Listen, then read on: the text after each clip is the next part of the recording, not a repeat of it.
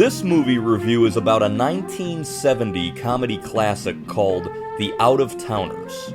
Directed by Arthur Hiller and written by Neil Simon, this film stars Jack Lemmon and Sandy Dennis as George and Gwen Kellerman, a happily married couple living in the fictional town of Twin Oaks, Ohio, with their 2 young children. George, a worker for a plastics company, is up for a possible job as the company's vice president of sales in their New York division. George believes he is a shoo-in for the position and starts fantasizing about their new lives in New York City. One thing you don't have to worry about in New York is the schools, huh? I wasn't worried about We got maybe the best private schools in the world in New York. And even if we don't get them in, I hear that the public schools are even better than the private schools. New Yorker, please. The first thing you got to do, find us an apartment.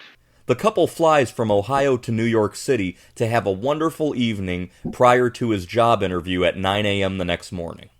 Maybe we should have a sandwich. You didn't have any lunch. At 8:30 tonight, we're going to sit down to one of the great meals in eating history. I'm not going to spoil it with some stale chicken from a previous flight. You know airline food. Soon, everything that can possibly go wrong does go wrong. Their flight is diverted to Boston. Their luggage is lost. To make matters worse, transit strikes, cab strikes, and sanitation strikes cause George and Gwen to walk around a wet and dangerous New York City, overflowing with garbage. 39th and Park. And where was Grand Central? 42nd Street. And the hotel's at 50th?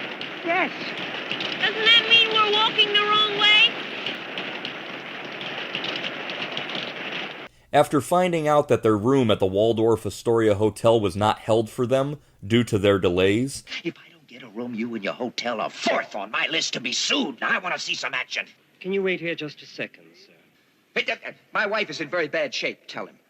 I'm in very bad shape.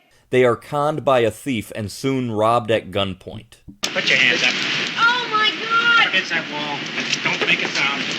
Oh, my God! We're being held up! It's a hold-up! We're being held up! Roll the bills you got in your right-hand pocket. Move quickly. I knew it. They find themselves without food, shelter, or money. They end up having to sleep out in Central Park, where they're robbed yet again, and then George is beat up by 2 well-meaning Samaritans who mistake the couple's arguing for something worse. Where did he hit you, George? First time in the ribs. Oh. Second time in the same place. Things just can't go right for this couple, as they soon realize that New York City has them physically, emotionally, and financially beaten. Well, look, George. We surrender, New York. You win. We don't surrender. We don't surrender. You hear that, New York? We don't quit. Now, how do you like that?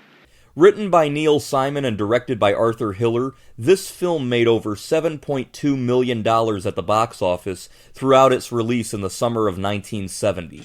The music by Quincy Jones gives it a very late 60s, early 70s feel, and that adds to its charm. I first saw this as a kid back in the 1990s, and I thought it was funny back then as I do today. It was said that then New York City Mayor John Lindsay did not like the movie because he felt it portrayed New York City in a negative light. The transit and sanitation strikes in the film are very reminiscent of the real strikes that happened throughout the late 60s under Lindsay's administration.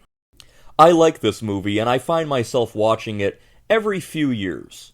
For the sake of Jack Lemmon's magnificent acting career and Sandy Dennis's humor in this film, I'll go ahead and give The Out-of-Towners 8 out of 10 stars.